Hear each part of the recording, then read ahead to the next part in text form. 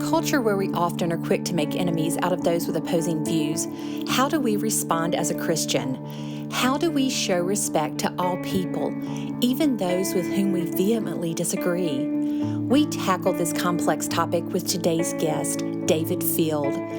David reminds us that a good place to start is to remember that we are all made in God's image, redeemed by Christ, and designed for God's kingdom. On a lighter note, David also shares with us how he's turned walking his dog into a spiritual practice. David, we are delighted to have you join us today for Get Your Spirit in Shape. Welcome. Thank you, Crystal. It's great to be here with you. I am really anxious to dive into the topic for today's episode, but first, I'd like to hear more about your story, where you're from, where you live today, and what you're doing for the United Methodist Church. Well, I'm originally come from Cape Town, South Africa. Was born there, spent around the first 30-odd years of my life doing various things. Eventually completed a PhD in theology at the University of Cape Town. I then moved and taught at a small university in the east coast of South Africa called the University of Transkei, and later at Africa University in Zimbabwe. I then happened to marry a German woman, which meant we had to decide where we were going to live, and I ended up moving to Germany originally, and for the past 15 years have been living in Switzerland, where my wife is a pastor. And I've worked for the United Methodist Church in different capacities for about 13, 14 years, running something called Methodist E-Academy, which is an online theological education project. I did that part-time along with raising our children, our two sons. And more recently, I've been appointed as the Ecumenical Staff Officer for Faith and Order and Theological Dialogue, one of two ecumenical staff officers working for the Council of Bishops. Officially based in Washington, D.C., but I work from home in Basel, Switzerland. Wow, the Ecumenical Staff Officer for Faith and Order and Theological Dialogue. That is quite a mouthful. Yeah. What does that entail? There's really two functions. The one is let's take the theological dialogue first. That is being responsible for organizing and resourcing dialogues between the United Methodist Church and other key denominations, mostly at the present in the US. So we have dialogue relationships with the Catholic Bishops' Conference, with the Episcopal Church, with the Evangelical Lutheran Church, and the Moravian Church. I also will be in the future coordinating our relationship with the Methodist Church of Great Britain and other concordant Methodist churches. Each of these dialogues is different. In some of the cases, we have a full communion agreement with the churches. In some, we're working towards that. Perhaps in the case of the Catholic Bishops' Conference, that's a long-term, maybe even an eschatological goal.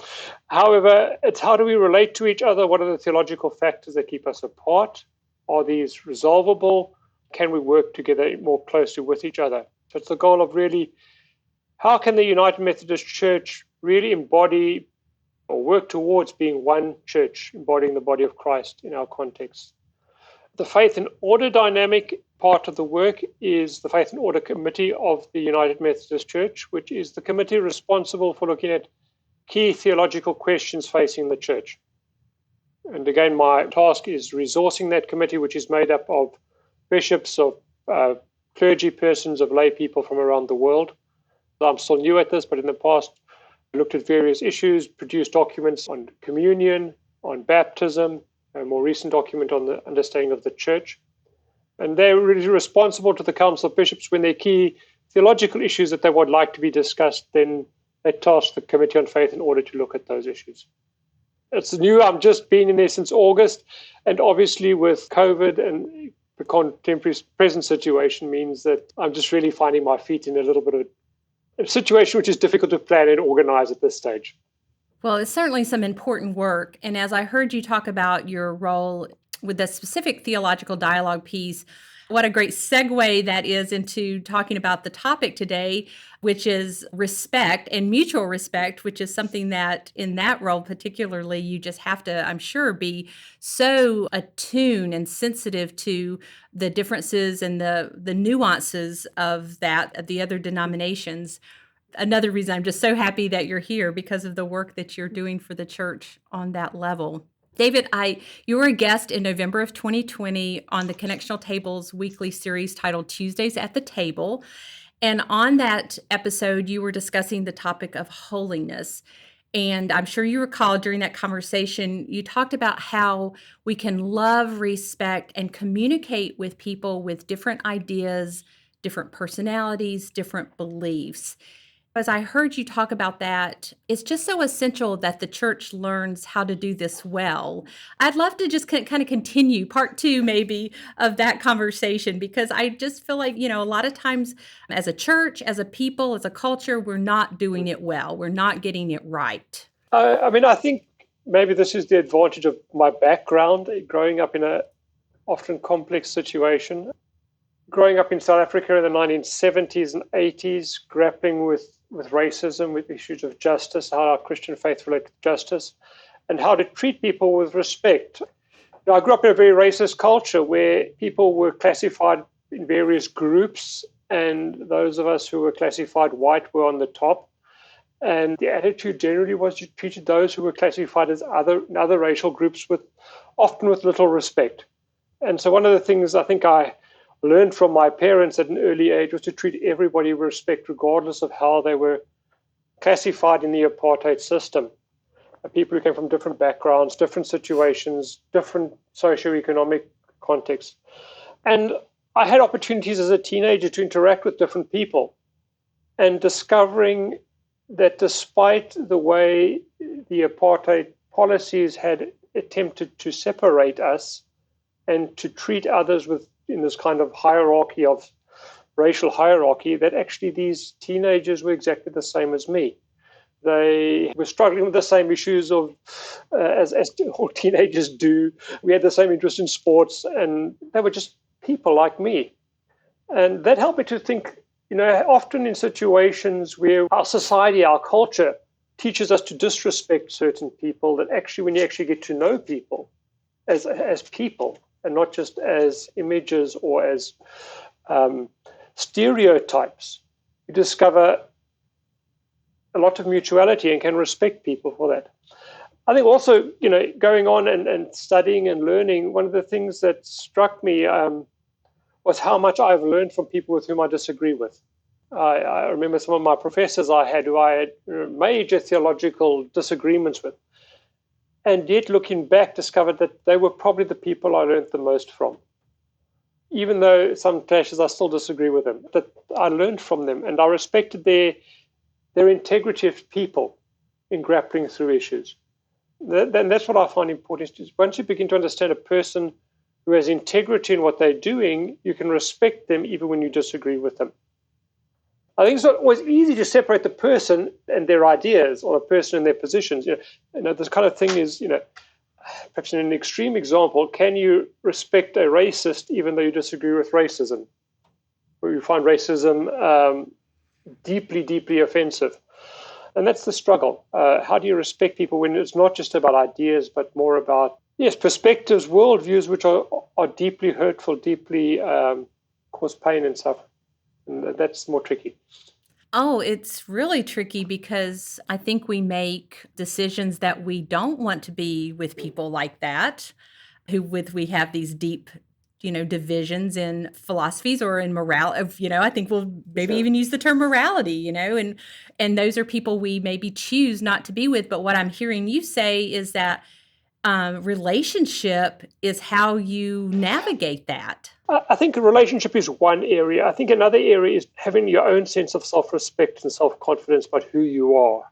Again, perhaps a prime example of my own South African experience is the life of Nelson Mandela. And particularly if you read his book, A Long Walk to Freedom, where he describes his experience in prison and how he attempted to interact with the prison warders, the prison guards who were hell-bent on denigrating him, how he responded and treated them as people, as equals, which was, this amazing situation of the prisoner treating the prison guard as an equal, which showed respect, but not subservience and not bowing to their ideas. So he stood up to them when he believed they were doing what was wrong, but at the same time he insisted treating them as people and not getting engaged in a trap of denigrating and rejecting them, even though they were denigrating and treating him or abusing him.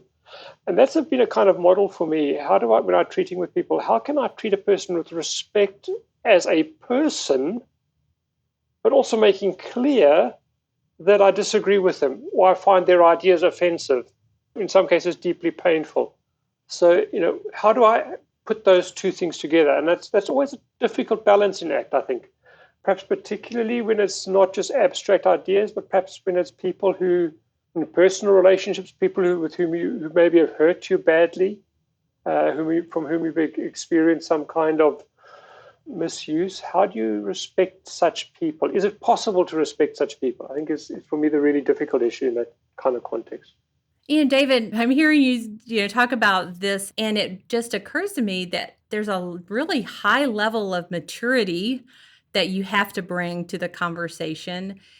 But also, what if it is not a two-way conversation? What if you really want to have those, you want to understand better, you want to have a relationship, but you want to express yourself and you're just not getting it reciprocated? How do we live in that space? I think that's the most difficult space to live in. I mean, I've been in situations where, well, let me give you an example. I addressed a particular meeting and there was a report on what I had said on a website which totally distorted everything I had said. And it seemed to me to be a deliberate distortion. It wasn't just a kind of misunderstanding, but the way the particular author went about it. And for me, that was very difficult to respect this person, because I thought, I can respect somebody who disagrees with me honestly and says, I understand you, I disagree with you, and these are the reasons I disagree with you for. But it's difficult to respect somebody who then takes what you say and distorts it so badly that you don't even recognize yourself in what's been said. And when that's then put on a website and made public and kind of like, you think, so that's why I struggle. I mean, I struggle and think, how can I respect this person as, from a Christian, from a theological perspective, as a person created in the image of God, as a person loved by God? That's not always easy at the personal, emotional level. And I think, there's also a completely different situation, I think, where somebody's perhaps been abused or misused. And there, I think, maybe the best answer to respect is actually to resist. That respect doesn't mean subservience. Respect doesn't mean just taking it from somebody, but to resist. I respect you as a person, and because I respect you as a person, created in the image of God, loved by God, I must resist what you are doing. And I must point out what you're doing is wrong. And I think resistance and respect are not two different things. Again, people in complex power relationship situations, maybe a spouse who's been abused in a marriage context, often that is not possible, then doesn't become an issue. Respect either become an issue of resisting or of leaving or finding a way in that situation. And so I think there are situations where one says, I've been abused, I've been misused. Respect isn't what is expected. Either one must resist or one must get out of that situation in order for one's own self-respect, because you can't respect another unless you have that own self-respect, that inner strength. And with the inner strength, you can perhaps confront somebody, but unless you have that inner strength, you can't do it. And to have that inner strength sometimes means withdrawing, rejecting, getting out of a situation. Absolutely. Yeah. This conversation is certainly not about staying in a situation where you're not safe, where, you're emotionally not safe, you're physically not safe. It's really about how do you engage with people who have ideas that are different than yours. And sometimes those ideas are very, especially in the church right now, we're having conversations where across the spectrum, usually people feel really strongly because it is the church. They love this church and they feel strongly about what they believe in it. We sometimes find ourselves at different places, at different ends. David, you told I thought it was a really beautiful story about a colleague of yours in the British Methodist Church who felt differently about, I believe it was on the topic of homosexuality, that you guys saw differently, how you came to a place of respect. Do you mind sharing that story with us? Yeah, that wasn't from the British Methodist churches, it was from one of our other United Methodist Churches colleagues. As I said, I ran this, or just continue to lead this program called Methodist Academy, which is training young pastors for ministry across Europe. And we have a wide diversity of opinions on many issues, including, quite obviously, in our present context, debate around homosexuality and the inclusion and affirmation of LGBTQ folk in the church. I think what struck me as I've worked with people in this context, and often very strongly disagree with them, is where do I find what I have in common with a person? So my students, as I listen to them, I can tell a student who just happened to be a country from one of the Balkan states, working in very difficult circumstances, economically really not good, struggling to survive on a minimal salary, and engaging in real, what I call Methodist ministry, Wesleyan ministry, engaging with the poor, with the oppressed, with refugees coming into the country, which was not a popular kind of work. It was very countercultural. And I could just but respect this guy for what he was doing. It was just amazing what I saw in a self-sacrificial way. He was ministering to people in real need. And then we got into the talk around sexuality, and he just had such conservative views on sexuality. And I think I struggled with that. And personally, how do I relate this to? On the one hand, I respect him deeply for aspects of what he was doing. His views around sexuality I found deeply problematic. And how do I disagree with him on one issue and respect him on the other?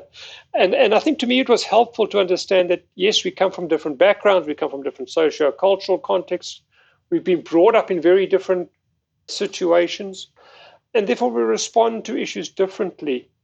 But where I could see the depth of his genuine commitment to working with people in very difficult situations, in a very self-sacrificial way, I could not but admire and respect him. And then when I looked at how the other issues where we disagreed with, I understand where you're coming from, why you hold those viewpoints. I disagree with you. I think you're wrong. But I can still find ways to respect you and to discuss this with you. It's different where I have a person who I feel I can't respect because I can't find that common ground. I can't find the place where I say, you demonstrate to me something of the love of Christ that is just so amazing that I must respect you. Now, I often think of this way. I mean, I live a very privileged existence. I live in Switzerland, one of the wealthiest countries in the world. I have a good salary. I have a very comfortable existence. And to be quite honest, my Christianity doesn't cost me very much. I can be very comfortable. And then when I encounter people for whom Christianity is a really costly, self-sacrificial lifestyle of service for others, even when I disagree with them on some issues, I can think, wow, they are doing something which models to me aspects of what it means to be a Christian. Aspects of what it means to be, as we use the categories in the other talk, of being holy. And I have friends on the other side of this debate, or other side, I have gay and lesbian friends who in other ways have modeled to me Christian life and Christian commitment. A friend in the British church who I've just seen interact in such a Christ-like manner with people who disagree with him, even when they are really obnoxious and nasty and denigrating.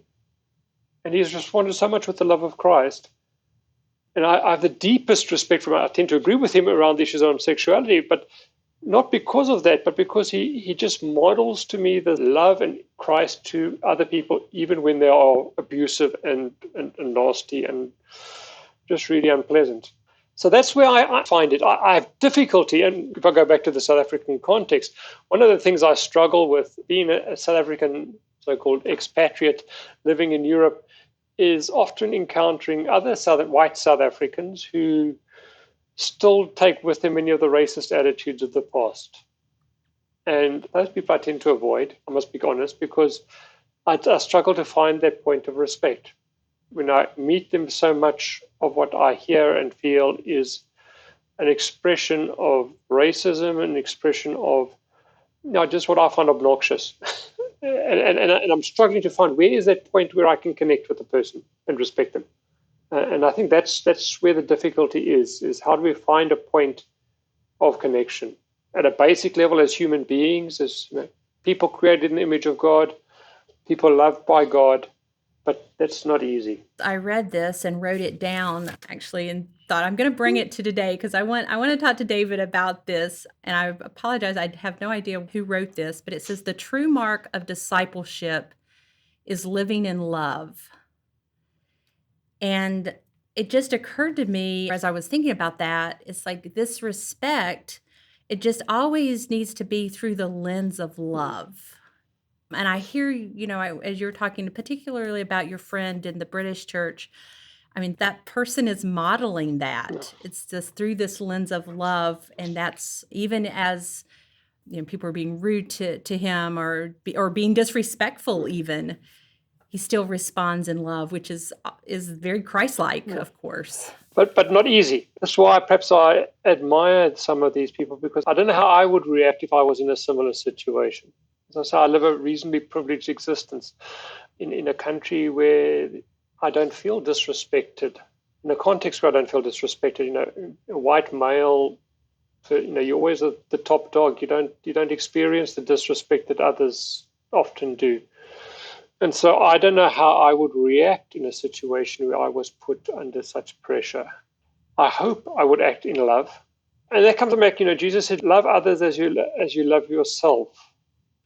And I think it does come back to that loving yourself is very key, because it's that sense of perhaps not just be loving yourself, but also being aware of God's love for you as a person, God's valuing you as a person, that out of that sense of security in God's love, security in being able to love yourself because God loves you, that you can respect those and love those who are unlovable or unlovely. But if you're not secure in that own sense of being loved by God, of being a person of worth and dignity, then I think it's very difficult to love others. I think Jesus didn't say love your neighbor as yourself for nothing. The as yourself is important. And I've come to see that more deeply as I've kind of progressed. I once had problems when Christians spoke about loving God, loving your neighbor, and loving yourself. And I always thought, what does this loving yourself bit mean? But to me, that's become a more crucial, because I can't love others unless I have a respect for myself. Now, taking that example I talked about earlier about Nelson Mandela, he could stand with dignity because he had a deep sense of his own worth and his own value. And therefore, he could handle others who know it. If you don't have that sense of your own worth, of your own value, of your own strength, then I think it's very difficult to respect and act in love towards others who are difficult. I love that this whole conversation about respecting others really needs to start with respecting yourself. Yeah. And that's how you can learn to respect others, is when you have the self-respect. I think the danger, sometimes we talk about love, we emphasize the self-sacrificial nature, we emphasize almost subservience to the needs and wills of others. And I think that's almost legitimating hierarchies where some people are at the top and other people are down below. And I mean, we have a whole history of that, whether you're talking about race, whether you're talking about gender, whether you're talking about many other things. It's often said, we have this kind of traditional understanding, of marriage where a woman must submit to her husband and must respect your husband. And often that's been associated with abuse, with misuse, where people take that respect for granted. You must respect me. I am your boss. I am a teacher. I am your husband. I am this. Therefore, you must respect me. And I think that doesn't work. If the person is self-confident in their own ability, they can then respect the other. And that also means that people, where we have kind of quasi-hierarchical structures, those who are higher up in the hierarchy need to enable the others or enable the others to sense their own worth and own value. I can't expect my children to respect me unless I enable them, value them, show them love and worth and value, that they have dignity as people. Then there is a respect relationship, and it becomes a mutual respect relationship. Because I respect somebody, they respect me. If it's not that mutuality, then I think it becomes somewhat problematic. And who modeled the showing dignity to other people better than Jesus? Right. We find in Jesus a model of treating others whom the society disrespected and denigrated as people with dignity and value. And that really, I think for me as a person, as I say, a well-off white male straight, have all the advantages. How do I treat the people next to me? How do I treat the person who's begging in the street? One of the things I often grapple with, you have somebody walking past and they're begging. And how do I treat this person with respect? I could just, drop a coin in their bag or whatever they're using container. But how can I look them in the eyes and greet them? Treat them as a person and not just as somebody who I drop a coin in the cup or whatever they use to gather it. That make the eye contact. Say good morning, good afternoon, and just make a point of not just doing something for somebody in a way which is kind of charity, but it's not respect. It's not treating the other person as a person. Wesley has a wonderful comment in one of his notes, I think it's on 1 Peter, where Peter talks about honoring all people. And Wesley says, that means you honor the person who's made in the image of God, bought by God's Son, and designed for God's kingdom. And made in the image of God, redeemed by Christ, designed for God's kingdom. And as I walk through the street and see somebody begging, do I see that person as made in the image of God, redeemed by the Son, designed for God's kingdom? And if I do that, how do I respond? And I think that applies also when we come to these debates and discussions with people with whom we disagree. I disagree with you. I think you are wrong. I think I have a problem. But you are made in the image of God. You've been redeemed by Christ. You're designed for God's kingdom. I must treat you differently. I must treat you in those sets of categories, and not as somebody I disagree with. It's so easy to turn somebody into an enemy, and to learn that no, we ought not to be doing that. David, those are just, man, I feel like I have homework. I have some homework now for the rest of my life. That is such great wisdom. And yes, absolutely, to call ourselves Christians, we really must, we must treat one another. We're all God's children. Well, before we go, I have one question, and it's a question that we ask every guest on Get Your Spirit in Shape. How do you, David, keep your own spirit in shape? I do spiritual dog walking. Okay, we haven't heard that before. Tell us more. Well, we have a dog. He's not quite old, about 14 years old. But one of the things I struggled with particularly earlier on when my wife was a full-time pastor and I was looking after the family, when you've got small kids running around the house, and it's very difficult to find time for yourself. And I was working part-time, which meant in the evenings, once the kids went to bed, then I would open my computer and start my work, so that, then it's 10, 12 at night, and then you go to bed and you're exhausted. And kind of, where do you find the spiritual nourishment? And somewhere along the line, we bought a dog, mainly for our one son, because he's very good with animals. But as these things happen, it's usually the father who ends up taking the responsibilities. So I ended up having to take the dog for a walk every day, a number of times a day. And I discovered that this was a really good time to meditate and to be with myself. I was just me and the dog. And a really time to spend time with myself and with God. And that grew. More recently, we live in another town in Switzerland, but since we've moved to the city of Basel, we actually live, the apartment we are is on the banks of the Rhine River. And so every morning I take the dog out for a walk along the banks, along the river. There's nice walkways for, maybe half an hour, 3/4 of an hour, sometimes longer. And it's a time for me to meditate, to spend time in prayer. These days, it's quite interesting. Before, if you saw somebody sort of mumbling to themselves, you thought they were crazy, but now they're usually talking on their phone. I'm usually not talking on my phone, but I'm kind of reflecting, meditating, praying, and then just reflecting on what I've got to do for the day and how does this really work in with what God is doing in the world. And so that gives me a time, a good 3/4 of an hour, sometimes longer, to be with myself, not to be with others, to be out of the family situation, out of the work situation, and to meditate. And I found that a very renewing experience. And so I miss that when I'm not at home, or either in a vacation or traveling with work, that I don't have that time, 3/4 of an hour in the morning, of being alone with me and the dog and with God in meditation. I love that spiritual dog walking. You possibly have just transformed dog walking for all of our listeners going forward. What a great way to use that time for yourself. That is wonderful. Thank you for sharing that.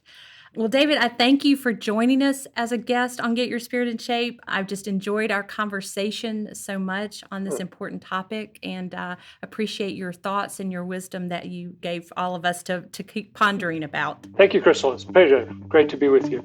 That was David Field, Ecumenical Staff Officer for Faith and Order and Theological Dialogue for the United Methodist Church's Council of Bishops. To learn more about David, his work, and our conversation today, go to umc.org/podcast and look for this episode.